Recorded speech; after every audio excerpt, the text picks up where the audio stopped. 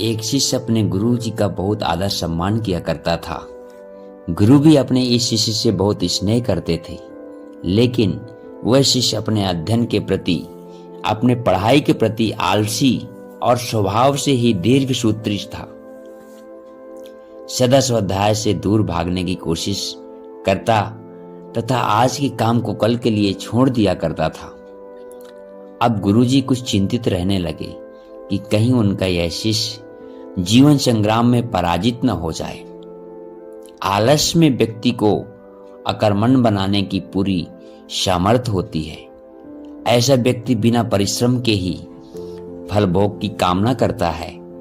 वह शीघ्र निर्णय नहीं ले सकता और यदि ले भी लेता है तो उसे कार्यान्वित नहीं कर पाता। यहाँ तक कि अपने पर्यावरण के प्रति भी सजग नहीं रहता और न भाग्य द्वारा प्रदत्त शुभ अवसरों का लाभ उठाने की कला भी उसमें नहीं हो पाती।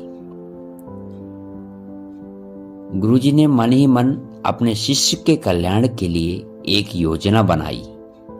एक दिन एक काले पत्थर का एक टुकड़ा अपने शिष्य के हाथों में देते हुए गुरुजी ने कहा, मैं तुम्हें यह जादुई पत्थर का टुकड़ा 2 दिन के लिए दे रहा हूं और कहीं दूसरे गांव जा रहा हूं।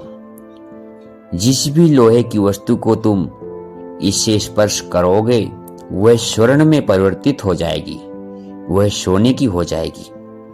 पर याद रहे कि दूसरे दिन सूर्यास्त के पश्चात मैं इसे तुमसे वापस ले लूंगा। शिष्य इस अवसर को पाकर बड़ा प्रसन्न हुआ, लेकिन आलसी होने के कारण उसने अपना पहला दिन यह कल्पना करते करते बिता दिया कि जब उसके पास बहुत सारा स्वर्ण होगा तो वह कितना प्रसन्न, सुखी, समृद्ध और संतुष्ट रहेगा। इतने नौकर चाकर होंगे कि उसे पानी पीने के लिए भी उठना नहीं पड़ेगा। फिर दूसरे दिन जब वह प्रातःकाल जागा, उसे अच्छी तरह से स्मरण था कि आज स्वर्ण पाने का दूसरा और अंतिम दिन है। उसने मन में पक्का विचार किया कि आज वह गुरुजी द्वारा दिए गए काले पत्थर का लाभ जरूर उठाएगा। उसने निश्चय किया कि वो बाजार से लोहे के बड़े बड़े सामान खरीद कर लाएगा और उन्हें स्वर्ण में परिवर्तित कर लेगा। दिन बीतता गया, पर वह इसी सोच में बैठा रहा कि अभी तो बहुत समय है, कभी भी बाजार जाकर सामान ले आऊंगा। उसने सोचा कि अब तो दोपहर का भोजन करने के बाद ही सामान लेने निकलूंगा। पर भोजन करने के बाद उसे विश्राम करने की आदत थी और उसने बजाय उठ के मेहनत करने के थोड़ी देर आराम करना उचित समझा। पर आलस से परिपूर्ण उसका शरीर नींद की गहराइयों में खो गया और जब वो उठा तो सूर्यास्त होने को था। अब वह जल्दी जल्दी बाजार की तरफ भागने लगा, पर रास्ते में ही उसे गुरुजी मिल गए। उनको देखते ही वह उनके चरणों पर गिरकर उस जादुई पत्थर को एक दिन और अपने पास रखने के लिए प्रार्थना करने लगा, लेकिन गुरुजी नहीं माने और उस शिष्य का धनी होने का सपना चूर चूर हो गया।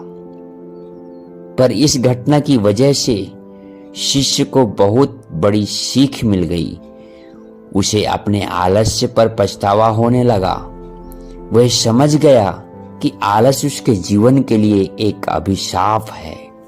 उसने प्रण किया कि अब तो वो कभी भी काम से जी नहीं चुराएगा और एक कर्मठ, सजग और सक्रिय व्यक्ति बनकर दिखाएगा।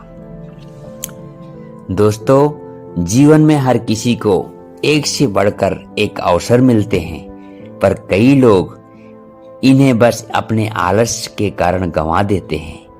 इसलिए मैं यही कहना चाहूंगा कि यदि आप सफल, सुखी, भाग्यशाली, धनी अथवा महान बनना चाहते हैं तो आलस और दीर्घ सूत्र को त्याग कर अपने अंदर विवेक, श्रम और सतत जागरूकता जैसे गुणों को विकसित कीजिए। और जब कभी भी आपके मन में किसी आवश्यक काम को टालने का विचार आए तो स्वयं से एक प्रश्न कीजिए कि ये कार्य आज ही क्यों नहीं।